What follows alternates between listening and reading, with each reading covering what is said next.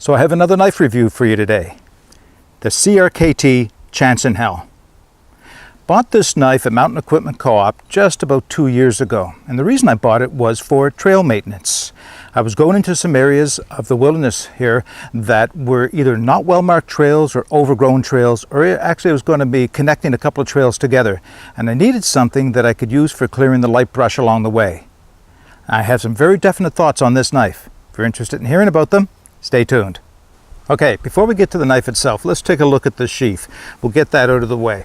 There is nothing really special about this sheath. It is a ballistic nylon sheath. It has 3 retention straps, 1 midpoint on the blade, 1 high up on the blade, and 1 that crosses over the handle guard to retain it. And it retains it perfectly well. You know, there's no shake, there's no rattle. Of course, it wouldn't be in a nylon sheath, but it's a good functional sheath. It has a couple of other features as well that may be of interest to you. There are eyelets all along here that allow for some paracord attachments if that's something you're interested in doing. May be useful if you're trying to attach it to the outside of a backpack. It does have a bit of paracord all wrapped up on the back here right now, and that's intended for a leg strap, so you can drop this from your belt quite low, and I'll show you that in a second, and then you can wrap the cord around your leg if you want to keep it from swinging around too freely. The belt attachment, there's actually 2 methods of belt attachment. One here would be what I would call the higher method of belt attachment. So using my fingers to represent a belt, you can see about how high it would carry on your belt. The second one allows it for it to be a drop attachment. And to do that, we'll unwrap it from the retaining strap on the back here. And now if I put it on my belt, you can see how much lower that's going to drop, and now you can understand why. It will swing freely, which can be an advantage in terms of when you sit down, it's not going to poke you in the side, it'll swing freely. Some people, myself included, find that a little bothersome when it's swinging too freely. I haven't used the leg strap, but it's there if I decide to. Quite honestly, I don't carry this in my belt at all. I carry this in my backpack. It's just a little bit too much weight and drags my pants down a little bit. I just don't want all that extra weight on my belt, and I don't find it necessary to carry it there. Unless I'm into an area where I am going to be doing a lot of hacking and slashing to clear the path, then it makes sense to carry it on my belt, because I can't constantly carry it in my hand. So then I'll have it on my belt so that I can put it away. But until I get there, it's usually in my backpack. Okay, enough about the sheath. The knife itself. It's a Ken Onion design machete. That's exactly what it is. It has a 12-inch blade. It is 3/32 thick, and that's not very thick. That's about the same thickness as a Mora knife is, the regular standard Mora clipper or Mora companion is, about 2.5 millimeters. It's made of 65 Mn steel, hardened to about 55-57 Rockwell. That may seem a little soft to you if you're used to other knives going higher, upwards of 60 on the Rockwell scale, but that's intentional because this is a machete. It's intended to be used to hit and slash, and you won't always hit wood. You may hit ground, you may hit stones, you may hit knots, and on any really hard steel there's a good chance it'll chip out. But on this steel, which is not a high carbon, a medium carbon steel, to that degree of hardness, it allows for some flex. Not a lot, but just a little bit of flex, which protects it against chipping and rolling to a certain degree. Still, in my experience, I have had a few rolls and I have had a few chips, especially near the tip, likely when I overswung and maybe hit the ground a little bit too closely. But because the steel is relatively soft, it's pretty easy to sharpen. For sharpening at home, I'll use my axe puck and a little bit of water, and just roll it on the blade like you do an axe, and then I finish it off with a ceramic rod, and it comes out literally hair popping sharp. Won't keep it forever, but at least until I start to dull it up again. And in the field I have a little combination diamond stone, ceramic stone that I can use just for touch-ups. But until then, it remains pretty darn sharp. All right, let's talk about how you would go about using this tool. So being a machete, it is pretty much a purpose-built knife, and that is for hacking and slashings. Machetes are the choices of people living in tropical climes all over the world, some form of machete or another, because the vegetation there grows quick, fast, green, and quite thin usually. And that means it needs a tool that can chop, and you chop repeatedly, and is light enough that you don't have extreme hand fatigue over hours and hours of use. Here in our northern woods, I'm just on the edge of the Acadian and boreal forests. We don't have a whole lot of light growth, undergrowth in our woods. We have some, and that's where this knife will come into play, but we have a lot of hardwoods. So in those tropical climes, a machete is a one-tool option. It's the only tool usually carried by people working in those climbs. But what I wanted to know in buying this knife is, can I make it do other tasks? Can it made to function like a one-tool option here in the Acadian forest? Well, I have some definite opinions on that, but first I want to demonstrate it in use. All right, in order to be considered a one-tool option, the machete has to be capable of a number of functions. Its intended function, of course, is slashing through fairly light undergrowth, and we'll do that test in a few minutes' time. But it also has to be capable of cutting through some good-sized trees if you're going to use those for either firewood or for shelter building. So I have here a rather dead maple. Not too dead, but... And that's why you do that. Just had a bit of a widowmaker. Fortunately, it was a very light set of branches at the top, but that's why I looked up, gave it a good shake, make sure nothing's going to come down on top of me. Two ways of doing this. One would be chopping. So I'll give it a few chops in that respect.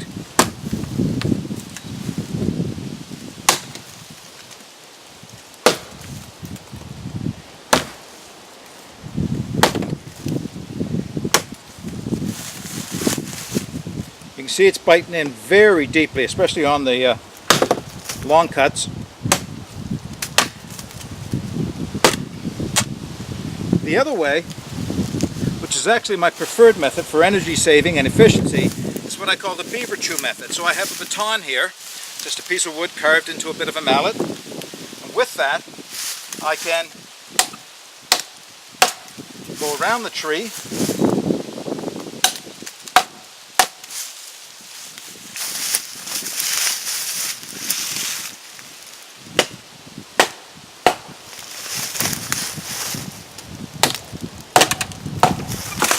and down it goes. Okay, another task that a one-tool option is going to have to be able to accomplish is taking and preparing small firewood, or firewood from the tree just knocked down.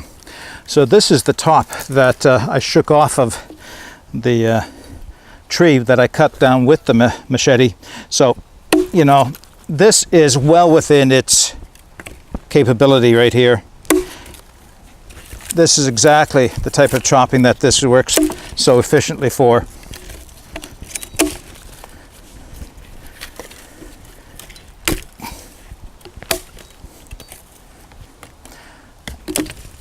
But when it starts to get into thicker things like this is where you want to know that your one-tool option will start to work. Works there. This is very dry maple. Work there.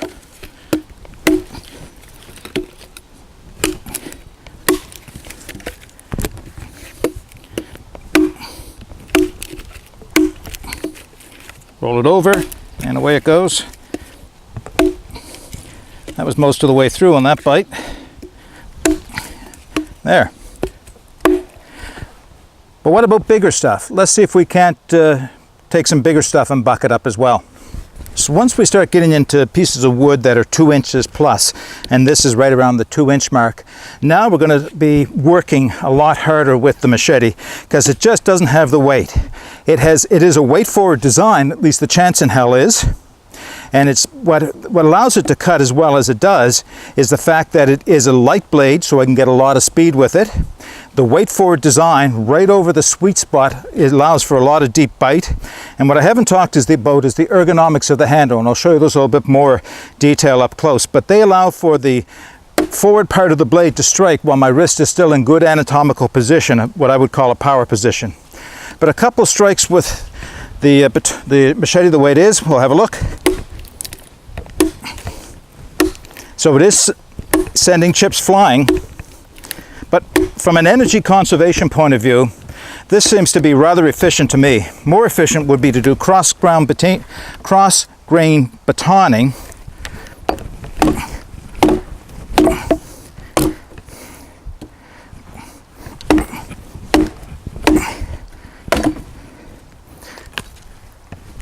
Oh, not quite ready. Maybe roll it over.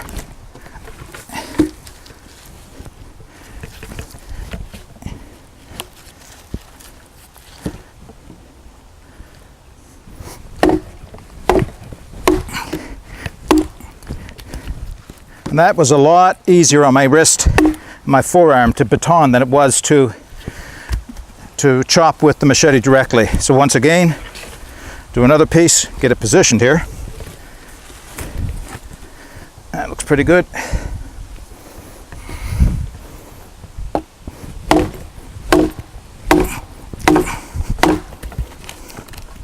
You can see how deeply that bites in. Roll it over.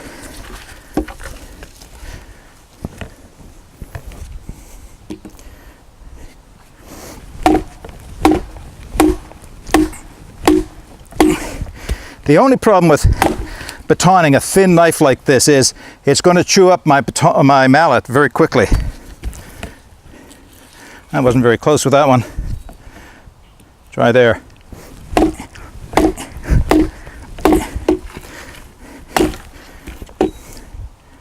Send the chips flying.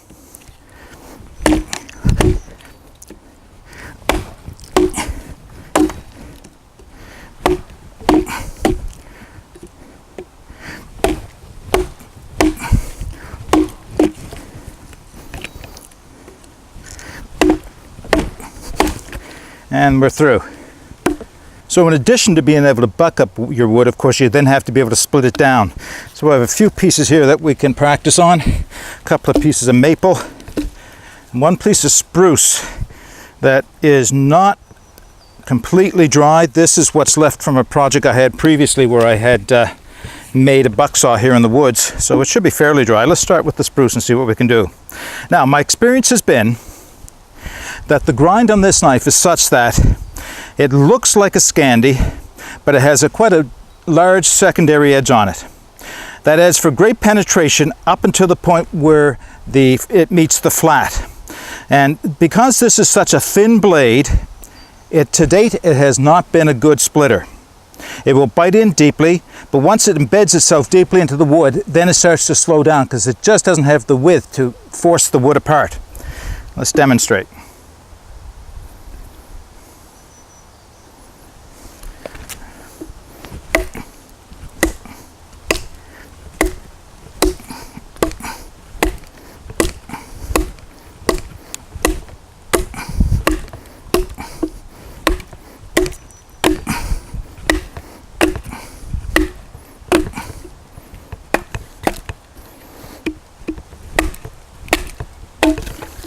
And you can see that was a considerable amount of work. Now it could have been because it was the spruce, so let's try some dry maple.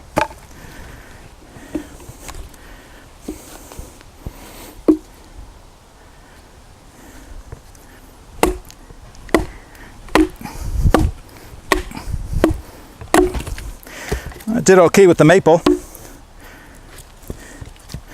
Try a second piece.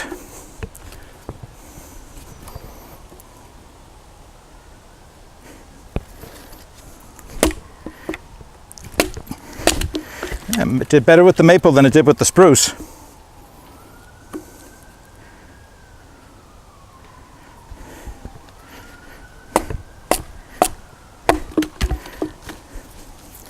And obviously the thinner I go, the less resistance the wood is going to have. That's not too bad. So another task that I quite often ask my knives is to be able to do what I refer to as stab splitting, which is to turn the knife around so that the edge is pointed away from me. Take some that are a little larger than a feather stick, but still require splitting to get a little smaller. Stab into them on the wood and twist it apart. Some wood is better than others for doing this.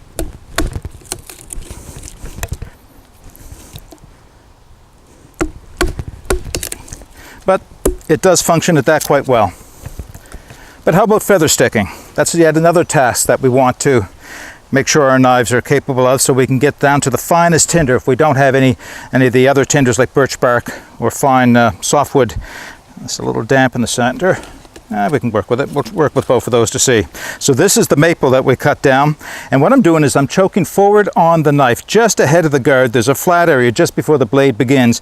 That allows me to get up nice and close to the edge of the knife, and we'll try a little feather sticking here.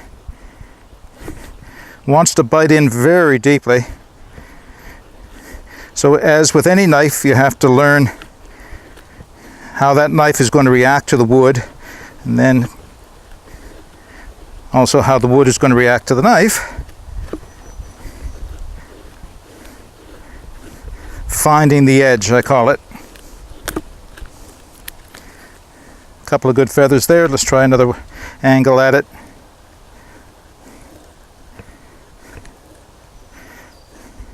This is not wood that really wants to curl, but it is easy to shave down into some bigger shavings at least.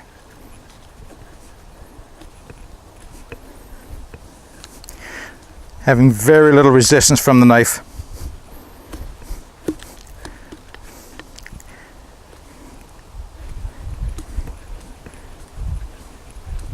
Trying to get those extra fine curls here now. The ones that'll catch a spark from a ferrocerium rod. Having some success.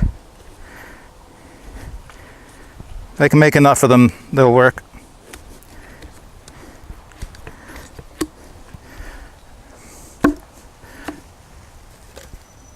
I'm going to split down a piece of the spruce to see how that'll perform.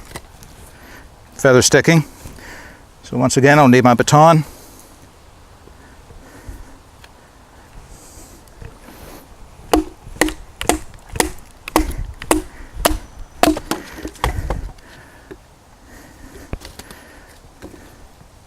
That should be enough of an edge to work with. I find some spruce can be really, really challenging. The way that the wood and the grain twists and goes in different directions, you never know for sure how it's going to respond when you start to split it.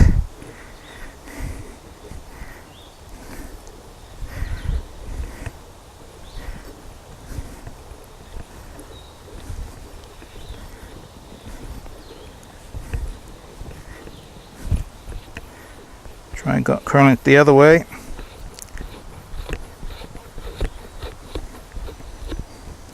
I find it easier if I go forward.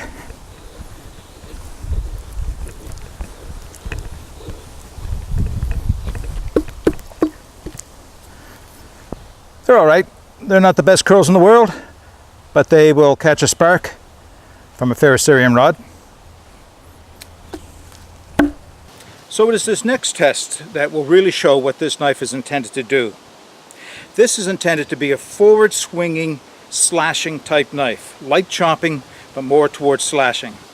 I mentioned a minute ago that its length combined with the thinness of the steel, combined with the width of the blade towards the sweet spot, give it a fast and efficient chop on the end of the swing. In addition, it's that curve, the ergonomics of this handle, that bring the wrist more into an anatomical alignment. Now, in using the knife for a swing chop, it's not only a swing of the arm, although that is obviously involved, but it's also allowing the hand to open up as you pinch it with your thumb and forefinger and getting the extra swing and snap as it comes down. I found when I first got this knife that was a little uncomfortable because the rubber overmold handle is quite tacky, or at least it was quite tacky. It has like a football type consistency and pattern on it.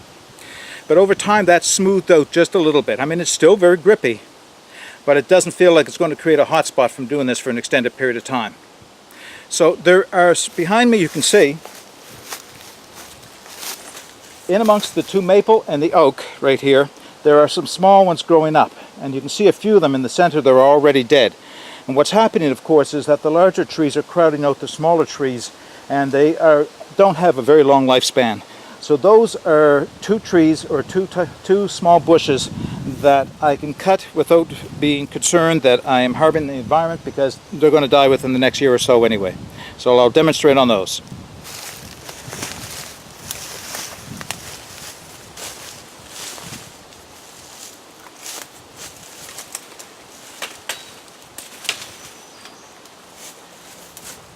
Start off a little higher just to show you how quickly it works. Make sure that your follow-through swing isn't going to be coming down towards your leg. Nice little snap. Nice little snap.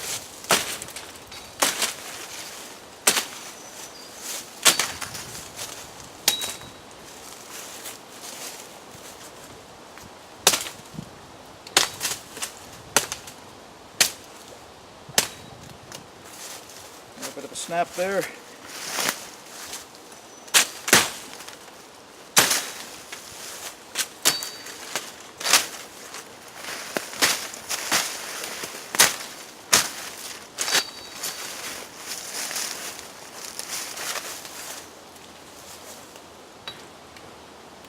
That is dead.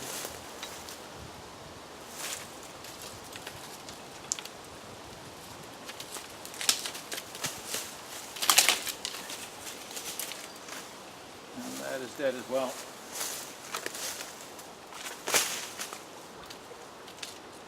Yeah.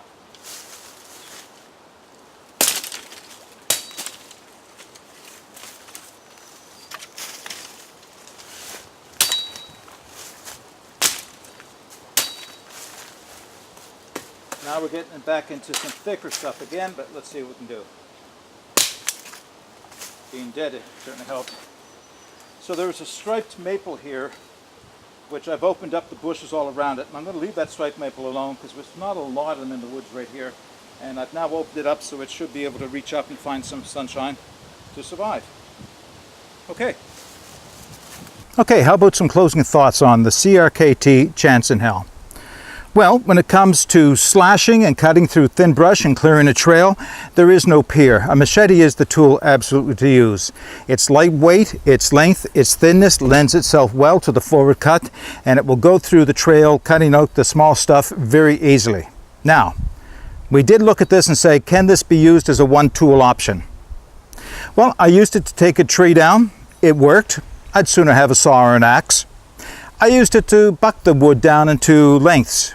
I'd sooner have a saw or an axe. I used it to baton it into some smaller kindling. I'd sooner have an axe. Quite honestly, this does not work as well as any of those other tools. It is meant for the slashing, cutting, and going through the undergroove. However, if this was my only tool, if I had some reason, didn't have an axe, didn't have a saw, then I wouldn't feel so deprived. This is still capable of all those other tasks, if not as efficiently as those tools are. Now, what's interesting is that I've been cutting, slashing, hacking, batoning, cross-grain batoning, and the edge is still very good on this. I don't know if it'll shave, but it would slice paper easily enough. Okay, it's not a do-all, one-tool option, but it is capable of everything you do ask of it.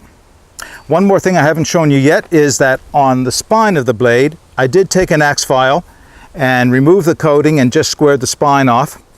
That allows me to use it for a couple of other functions, such as scraping a ferrocerium rod, or scraping some fat wood, or scraping some other wood to produce the fine dust you like to use to light it up with the ferrocerium rod. The other thing I didn't mention is that the long length and the broad section towards the front allow you to turn it over and use it as a draw knife. That can be useful if you're trying to make a new handle for another tool, or possibly a paddle for your canoe, or anything else you need to shave down and make flat. You can use it for that as well. Actually, I think it would probably work quite well at that. But how about food preparation? Well, it's a nice thin knife, and if you can get up close on the edge of the knife, you can use it in a rolling motion to cut your food. Now, what I have done, I haven't done it here, is because there are additional holes along its length, I can insert a lanyard through it, create a loop on it, slide my hand through the loop, reach up to the front, and have it grabbed my arm down here. That'll allow me to keep some control without having to overly grip the edge of the blade too tight. So I think this could be used for skinning. It could certainly be used for food preparation as well. How about fine carving? Things like a spoon. Well, I think again I could still do that. The broad forward portion of the blade does allow me to grab onto it, and I can use it very up near the tip for carving. Again, it's not a carving knife. This is a tool that's intended for cutting through thin brush, and that is what it does very well. It will do the other functions, maybe not quite as well as the function or the tool that's designed for those functions, but it will do them. All right, my CRKT Chanceinhell. If you found this review at all helpful, maybe you'll consider subscribing to my channel. But in the meantime, get out and explore. Take that path less traveled. It will make all the difference. Bye for now.